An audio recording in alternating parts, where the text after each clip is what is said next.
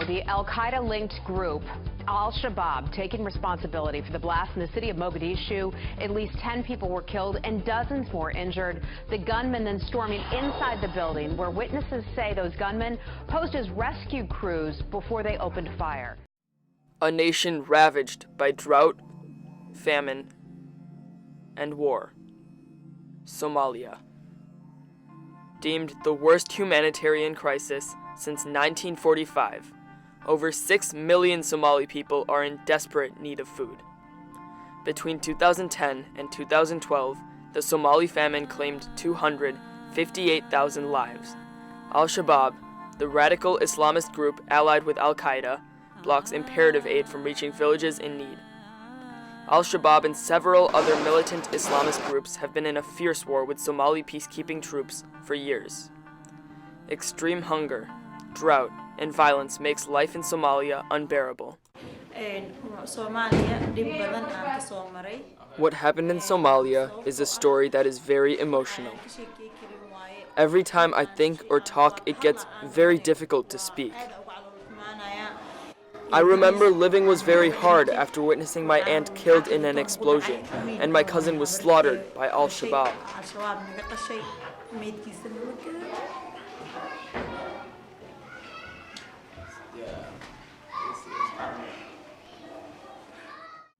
Thousands of Somalis have sought refuge in Dadaab, a refugee camp in northeastern Kenya. A city of sticks and mud, Dadaab was intended to be a temporary relief. Yet, refugees find themselves living their whole lives within the camp. The Kenyan government forbids permanent structures, so the refugees in Dadaab find themselves relying on mud structures for shelter, temporary taps for water, and holes in the ground as toilets. Sadly, these conditions are not specific to the refugees of Somalia. 3,500 miles away in Myanmar, an atrocity unfolds. Deemed the world's most persecuted minority, the Rohingya are a predominantly Muslim ethnic group facing extreme discrimination. The Burmese regime has denied the Rohingya citizenship since 1982. Rohingya are also not allowed to travel without official permission, banned from owning land, and required to sign a commitment to have no more than 2 children. The Burmese military views Rohingya as illegal immigrants, often harassing and beating them. Because we don't have nothing, we don't have an ID, we cannot go nowhere. Sometimes you go out somewhere, it's like a police, they take you, like you have to hide in, because you don't have an ID. Always you have to hide, and it's not comfortable. It is very hard. This abuse has caused a mass migration of the Rohingya people. Fleeing Myanmar in rickety boats, they sought refuge in other Southeast Asian countries, such as Bangladesh. The Kutupalong refugee camp in Bangladesh is home to near 100,000 Rohingya refugees. With crude mud huts packed tightly together, life in Kutupalong is difficult, and after a while, unbearable. To help these families, the United Nations provides resettlement programs, accepting refugees fleeing violence into the country. They select people to come to the U.S., and we were selected to come, our family. That's how we came here, and we came here, like Mom chose to come here because there was a lot of war where I was from, killing, fighting, and just suffering. For the lucky families selected to move, adjusting to life in the United States proves to be difficult. To come from the United States, it is very hard.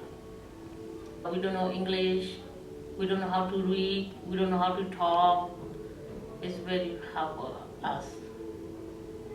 Mrs. Rafat Arain has been working with refugees for over 2 decades. She provides housing, food, and support to refugees throughout Milwaukee. In 2012, she opened Crescent Learning Center. The daycare provides support to children of refugees as well as their families. As an affordable daycare for children of refugees, Crescent Learning Center provides freshly prepared, healthy meals to the children throughout the day, allowing parents to do their jobs free of concern for their child's health.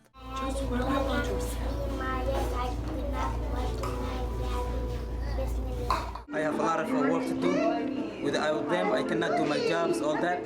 So I love it, and I'm very happy. Yeah, it looks like family, We helping each other. The sister Rafa, she is the one the owner. She not act like the owner. Act like it's like a mom. Yeah, sometimes I'm assistant for teacher assistant, and so Sister Rafa helped me to work for here. So that's why I love for here to stay here. To better the lives of their staff and open up opportunities in the early care occupations, Crescent Learning Center works with the registry. The registry trains the faculty at Crescent and certifies them to teach and work with young children. I mean, they are really motivated. They wanted to do it. These ladies, when they come, they are so focused on having a better English. But one of the focus is always to go back to school, because that's the schooling that they didn't have back home. So we're just helping them. Since this past summer, I was blessed with the opportunity to spend time with these children. From teaching them multiplication to showing the basics of how to play the guitar and the foundations of music, there was never a dull moment. When the children would go outside for some time to spend as they wished, a few of their greatest characteristics were illuminated. First, their inclusiveness. Whether it was a game of soccer, basketball, or kickball, everyone was welcome to join. Second, their enthusiasm. They could transform a mellow game of tag into a lively competition. However, their enthusiasm didn't end there. Rather, their effervescence extended into academic activities, something rare at their young age. William Arthur Ward once said, "Curiosity is the wick in the candle of learning." These children profoundly demonstrated this, never ceasing to ask questions.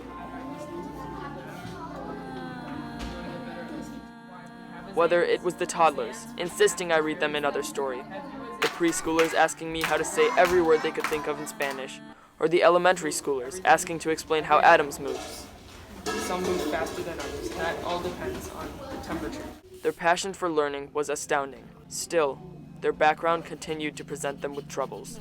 Going to school and then wearing, because they do wear hijabs, even the little one. They already so different from the kids they have to engage with. They said that sometimes the kids will pull their scarves off. A lot of kids eat all meals over here. Like the mother is working night shift. She's not going to have time for the kids. The families are uneducated, do not know the language at all. I think they can't even sign their name. Sometimes I cry when that, what am I doing? I hope I'm making some difference in their life. Hearing this made me wonder, what can our community do to help? Donations are always good. Volunteers. We don't always just want one stuff. Just come over and say hi, or come over and teach the kids something new. So if I could have some kids come in and just tutor them a little bit, a 1:1 kind of a thing. I do try. I have teachers that are doing it, but it would be nicer if they have somebody of their own age group. It's not always about what can you give us. I mean, take the time in to come and open your eyes to want to be a part of something greater than what you're used to step out of your circle and know that it's other things out there besides the norm.